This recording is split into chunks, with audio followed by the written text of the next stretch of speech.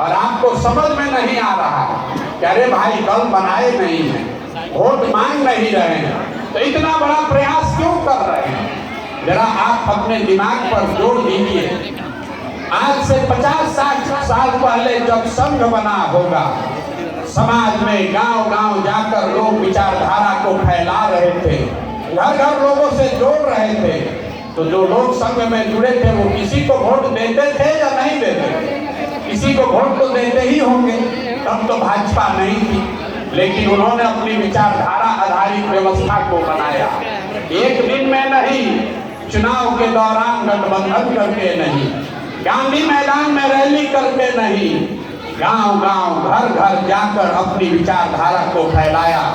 और जब उनकी ताकत बन गई तब उन्होंने वो दल बनाया जिसको आप भाजपा करते हैं और डरते हैं। भैया, अगर उससे चुनाव लड़ना है, उनसे अगर आपको जीत हासिल करनी है, तो MYPY करने से नहीं होगा।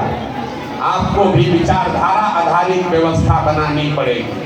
आप बनाइए या न बनाइए, आप उसमें जुड़िए या न जुड़िए, हम संकल्प लेकर आए हैं। हम ये व्यवस्था बनाने के लिए पूरी तरीके से कुछ संकल्प।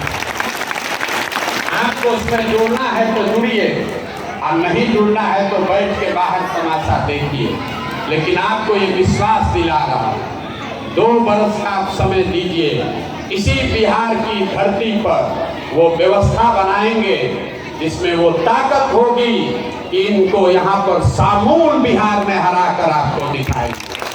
आपको मुसलमान लोग कहता है, आप देखिए आपकी राजनीतिक सलाहियत, आप वोट किसी को क्यों देते हैं?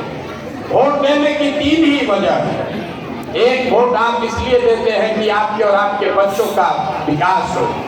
दूसरा, आप वोट इसलिए देते हैं कि आपकी राजनीतिक भागीदारी हो।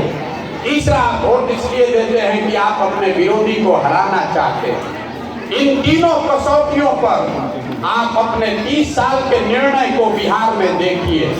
तब जनसुराज नहीं था, तब ओवैसी नहीं आए थे।